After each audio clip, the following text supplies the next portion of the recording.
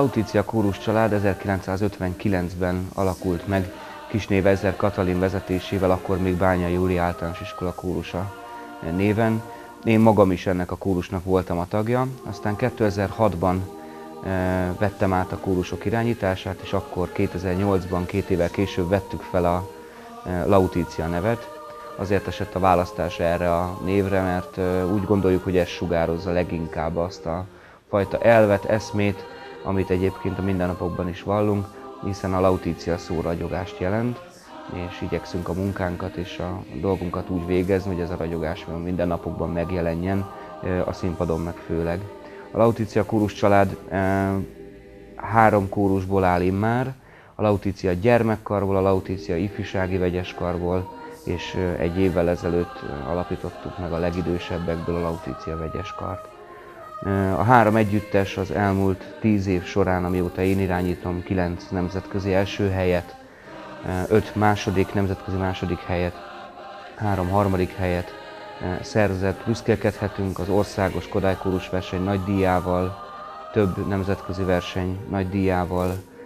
Idén szeptemberben a Kórusok Országos Szövetsége Kóta díjjal tüntette ki a kórust, a kórus családot, és számos egyéb kitüntetésünk és elismerésünk is van, amikre mindegyikre egyesével nagyon büszkék vagyunk.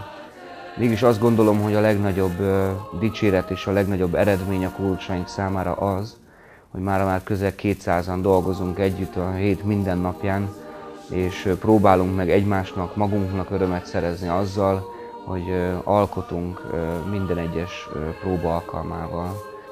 Jó ennek a közösségnek a része lenni, hiszen én magam is a része vagyok. Jó ezek között az emberek és gyerekek között lenni, mert jó emberek. És nem csak a család, nem csak abban nyilvánul meg, hogy egymásból nőnek ki ezek a kórusok, hanem hogy odafigyelünk egymásra és szeretjük egymást a mindennapokban is, és nem csak akkor, amikor dolgozni kell, hanem egyébként is összetartozunk.